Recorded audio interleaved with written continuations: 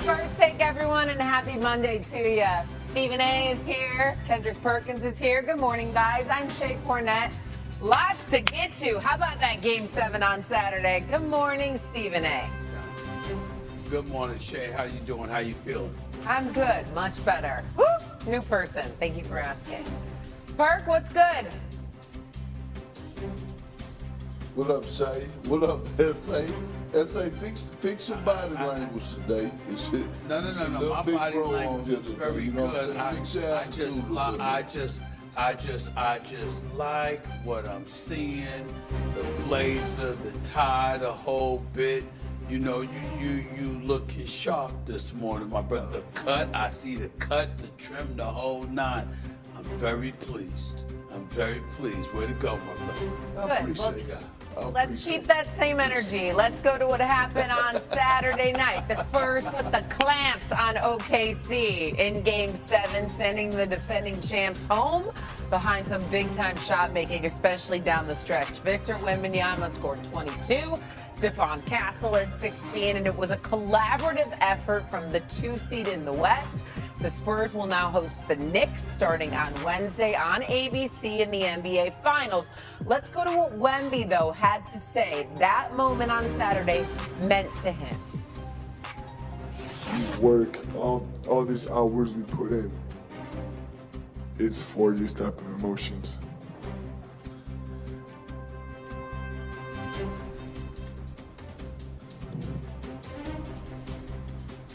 Like I want that. I want to win so bad. It's like my life depends on it. Motivated Wemby heading into the finals. A scary thought. Let's go to the loser side of this, though, and that would be the Oklahoma City Thunder. No Jalen Williams, no A.J. Mitchell. Felt like they didn't really have a second option behind Shea. Does OKC now deserve a pass because of all the injuries they endured, Stephen A.? Well, I think so to some degree. I don't think Chet Holmgren deserves a pass. That's a subject that we can broach as the show goes on. But Perk, I truly believe this, and this. Listen, I give San Antonio all the credit in the world. Wemby's the best in the world, and you see the young thoroughbreds that he's got behind him and what have you. It's impressive, and the Spurs are going to win. Maybe not this year. I'm still holding out hope for my Knicks, but the Spurs are going to win some championships in the foreseeable future, several championships because of that cat, Victor Wembanyama.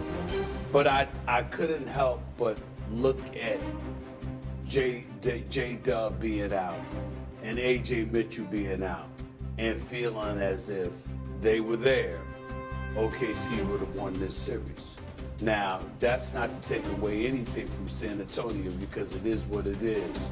It's sport. And obviously, De'Aaron Fox, it started out, he didn't play, early on and stuff like that. You have pickups and what have you. Dylan Harper got hurt. He wasn't 100%. And he showed up later on in the series. You can see a lot of things. But for the purposes of this Game 7 and the way things had gone, with Victor, Alex Caruso shooting 3 of 14, with Chet Holmgren supposedly a number 2 option, attempting only 2 shots and not even a field goal attempt for the final 3 quarters. You did find yourself looking at Shea as if he was somebody that was standing all alone, wondering what would have happened if he had, a couple of his boys with him, meaning J-Dub and A.J. Mitchell. So I look at OKC being in Game 7 of a Western Conference Finals, not having all their horses in order, losing to the San Antonio Spurs. All I'm saying is that collectively speaking, you don't walk away feeling like what a damn shame. You blew it as a team. I don't find myself feeling that way about the Oklahoma City Thunder this morning. You know what? I'm going to give you a nickname this morning. It's either going to be Honey Bun, Twinkie, or whatever. Any type of cupcake. Because, you know why? Because you're getting soft on me. You getting soft on me. We start you this would know Monday something about morning off by cupcakes. giving You would know. pass. You would know something about them damn cupcakes. You would know. You would know the whole That's list. fine. You know the whole list. But go ahead. That's my past life. That's my past life.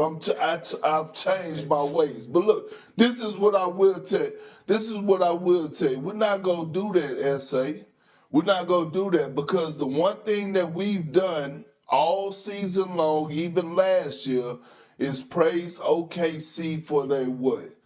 The depth, right? How deep they are. How many guys they have to come in, and we don't know which way they go cut you. You could go with an Andrew Wiggins. They acquired Jared McCain at the trade deadline, and he was huge for them throughout the course of this postseason run.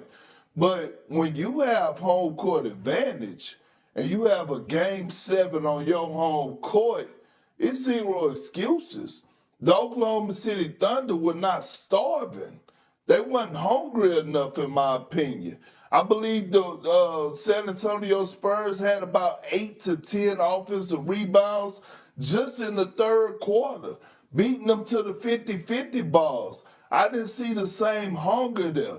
So we can't sit up here and give them a pass. I understand certain guys, individuals didn't show up.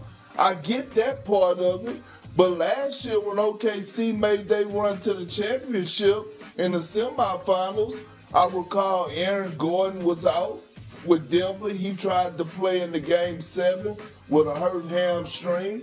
Tyrese Maxey was out throughout the course of the NBA Finals. He tore his Achilles in Game 7. So we're not going to give OKC a pass. They went to Game 7. It was on their home floor. They were known for their depth, and their depth did not come through. They just wasn't hungry enough. The San Antonio Spurs wanted it more, and it showed, and that's why they're heading to the NBA Finals.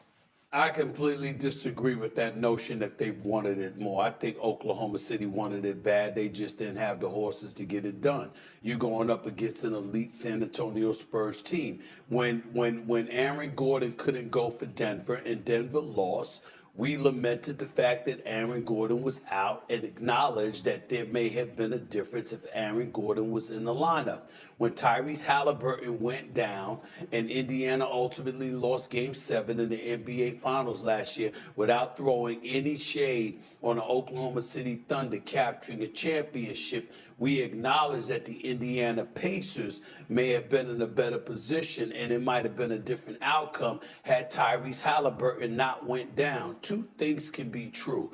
You can sit up there and give the winner its props, recognizing that they're unlike any other opponent you may have gone through at that particular moment in time because they were good enough to advance to that late in the playoffs. But in the same breath, acknowledge that, if injuries hadn't happened, things might have been different. When we saw Isaiah Thomas go up against Magic Johnson and the Los Angeles Lakers, and this brother dropped 25 and a quarter on a hurt ankle, and he was absolutely positively electrifying. We were able to look at the Pistons and say, even though the Los Angeles Lakers won, and we give them all the props in the world, had Isaiah Thomas not been hurt, guess what would have happened? We might have been looking at the Detroit Pistons capturing their first of 3 titles instead of waiting until the next year and winning back-to-back titles. You can do throughout history, there have been injuries that have occurred, and you still give the team props that won because they were good enough to do it, and you had to bring your A game in order to knock them off, and you weren't able to do that because of injuries, while in the same breath, simultaneously recognizing that those injuries incurred do play a factor. I'm looking at A.J. Mitchell and J-Dub. J-Dub missed games 3, 4, 5, and 7 and was limited to 10 minutes in Game 6. A.J. Mitchell missed the last 4 games of the conference finals. Big Perk came on national television before the series even began, in the middle of the playoffs, and you reminded us, as good as J-Dub is, the cat that dropped the 40-piece in the finals, the cat that him and Evan Mobley were not only all NBA, but they were all NBA defensive team a couple of years back. That same J-Dub, we talked about it. We said, yo, man, AJ Mitchell might be even better. You understand what I'm saying? They got some decisions to make come off season time because of how good that brother was. Knowing how good they both were, they both are, for both of them to be out, and for Shai Gilgeous-Alexander to have to rely on Lou Dort, who for every 1 3 he shot, he missed 10, and for Chet Holmgren, who wouldn't even attempt a shot in the last 3 quarters. You talk about, you might as well call Victor Wembanyama Freddy Krueger. Friday the 13th, for all of them damn movies, or Jason from Friday the 13th. That's who the hell he was to Chet Holmgren, for crying out loud, not attempting a shot in the last 3 quarters. You look at something like that, you could say injuries played a role, and that's what I'm saying.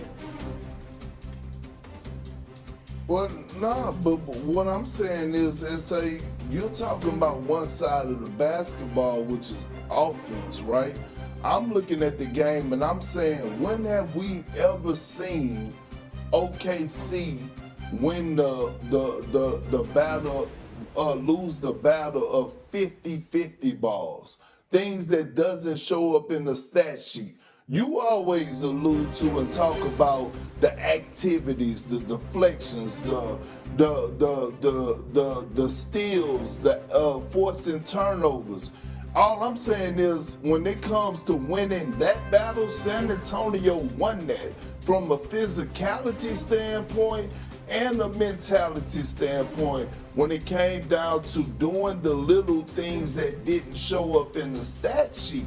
That's what I'm saying. And when you're on your home floor, I expected more.